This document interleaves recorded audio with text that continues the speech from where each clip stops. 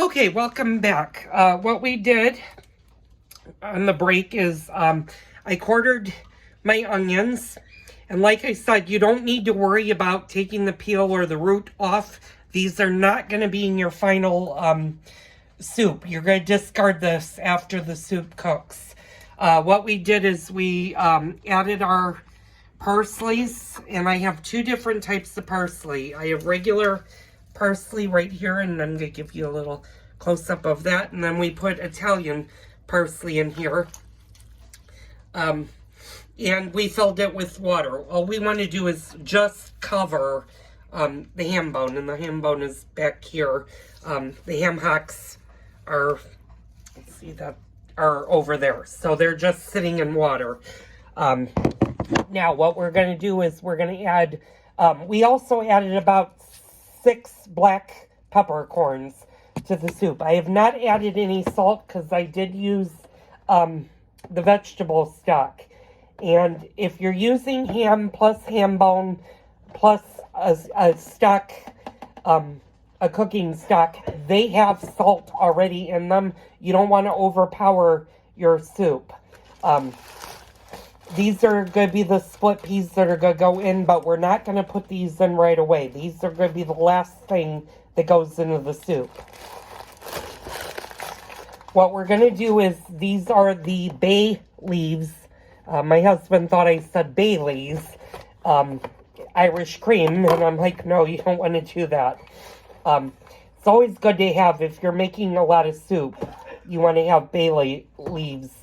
And they look exactly what they are. They're just a leaf like that. And you're going to add maybe 2 or 3. I'm adding 4 because that one was kind of different.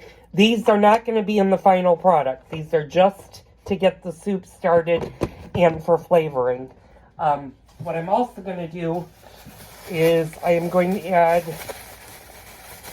1 chunk of celery.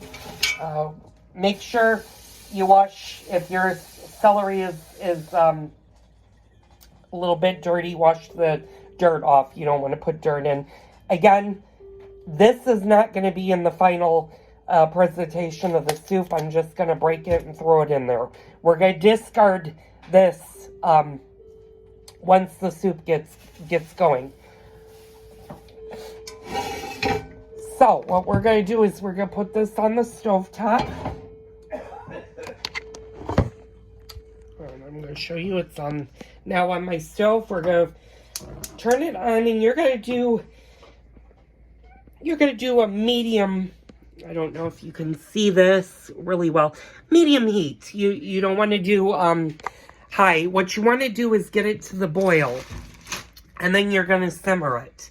You're going to simmer the soup for approximately an hour, maybe an hour and a half, and then you're going to strain it, take your ham bone out, chop up your ham.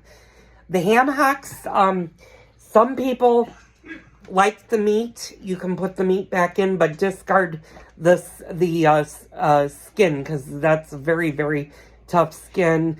Sometimes I use that as a treat for my dogs, but they do not get the skin. The skin is not good for dogs, but for a treat every now and then you could do that. So for about an hour and a half, once this gets to a boil, you're going to turn it down to a simmer, let it simmer for an hour and a half, and then we're going to strain it. This is going to be a multi-part video. So I'll come back once the soup has finished and show you what to do next. And then we'll talk about what to serve with the soup. And it's actually really good. My grandmother actually used to put croutons in her soup, and my husband and I really like that. It's a really good thing to do with a split pea soup. So, we'll be back. Okay, it's been about an hour and a half, and the soup is still on the stove, but what we're going to do now is we're going to strain it. I'm going to kind of show you what I mean. This will be the last time, just so you guys know, that I'll be using my iPhone for a video, unless I'm doing a straight-faced video. I got a new GoPro, so you'll hopefully know the difference in a day or so once I get the hang of using it. It's actually not part of the cooking show, but it's actually right here, and I'm excited to learn how to use it properly. I got a tripod, so my videos should be much less shaky and should be much better quality. Anyway, as I let the steam, I just have this covered while it was simmering. Like I said, once it boils, bring it down to the lowest setting, and I'm going to trying to show you the flame is low, but if you look here, that's the lowest point setting. And you really don't want the soup to fully boil because you're not really cooking anything. You're just letting all the flavors come in your soup. So, as you can see, everything has cooked down. The onions and the parsley. We're going to get rid of all of that. So, what I do, and that's the reason I have this pot, is I'm going to actually strain it right into here. What you can do, and it's helpful if you've got a sink to be able to do this. And had I used the great big stock pot, that won't fit in the sink, but this one fits perfectly. What we're going to do is get a colander, and I talked a little bit about owning colanders. They're great for straining and stuff. I'm going to get it out as I bang. What you're going to want to do is make sure that it holds in place, and as you can see, this fits perfectly right in here. You're going to want to be a little bit careful with this step if you're doing a colander when you pour. You don't have to do this step. I just find it's much easier when you dump the soup. You're not getting like the peppercorns or everything else into the soup. So I'm going to put you down for a minute while I do this. Oh, that's why you didn't want to have a big lid. I'm going to kind of show you, okay?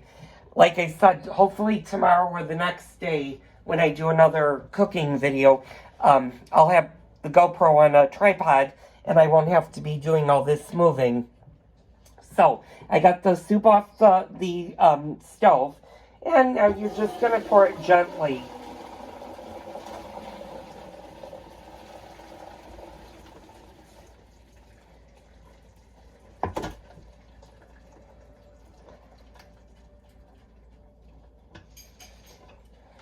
Okay, so what happened, I will show you what happened, is it poured all of the liquids. So this is all the meat, parsley, onions, and stuff stayed in the pot. I poured all the liquid off, and on here I got a pig's knuckle, and the onions that you want to discard. You don't want those going back into your soup, because there's a part 2 and a part 3 to this.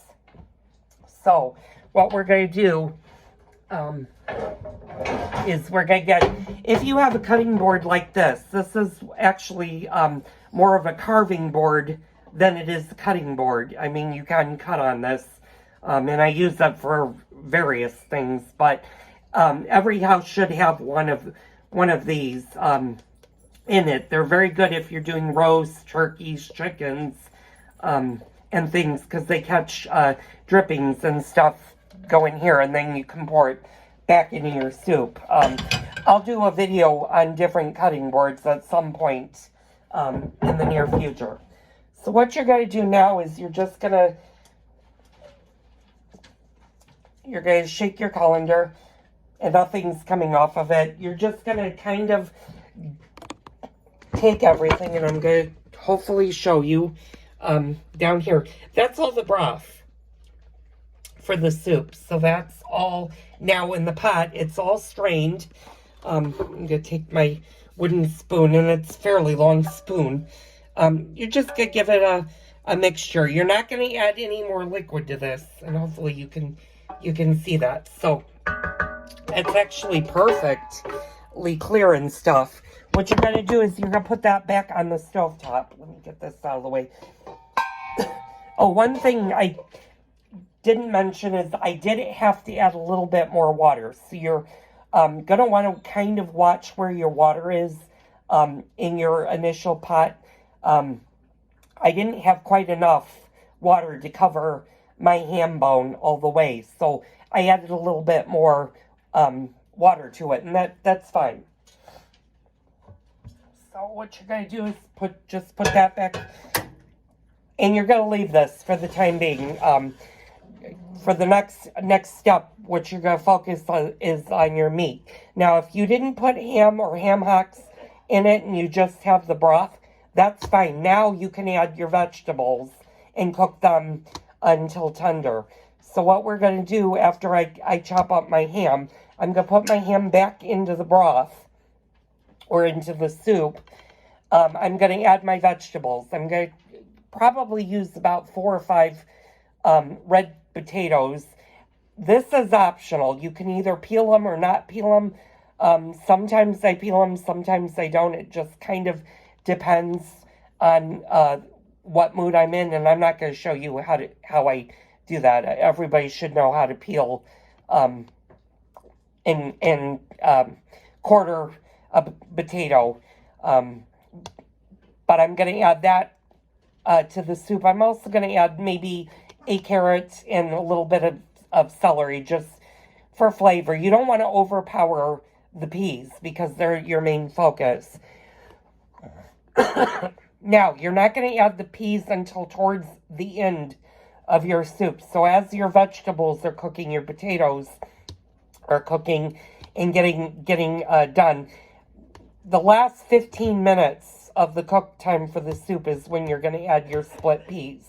And you're going to want to be careful with that step. And I'm going to do the next video, this multi-part video. I will show you what I mean about the pea soup being done. What you can also do at this point is I'm going to bring you kind of over here. I don't know if you can see this. You probably can't. This is still really hot. It's actually steaming. So what I'm going to do is I'm just going to let it sit for about 10-15 minutes. I'm going to pour it on my cutting board and let it cool for a while because right now it's too hot to handle. And you can make this soup ahead of time. You can do certain parts if this is all you want to do for the day, and let's say tomorrow you want to make the actual pea soup. You can let everything cool down and put it in the refrigerator and just heat tomorrow and add your vegetables and your peas. You don't have to do this all in one day. I'm going to do it in one day because I have the time, and I love pea soup. The other thing about split pea soup, and I'll talk about this probably in the next video a little bit more, is it does freeze really well. However, split pea soup is what they call a thick soup. And it all depends on the amount of peas that you put in per water.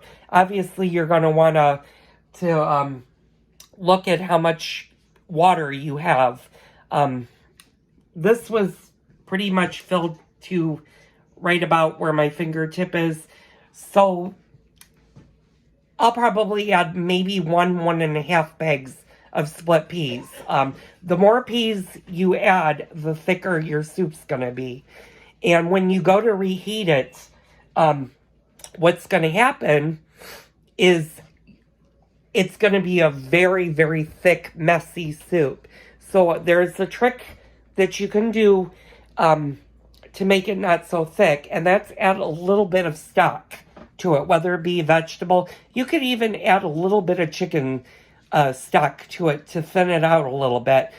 Make sure you're constantly stirring, and that's another thing in the next video that we'll discuss is the stirring part, because you do need to stir this soup versus a chicken soup or a beef vegetable. You don't have to do that much stirring, but the split pea soup does need to be stirred quite a bit. So, join me for the next part of this multi-part split pea soup.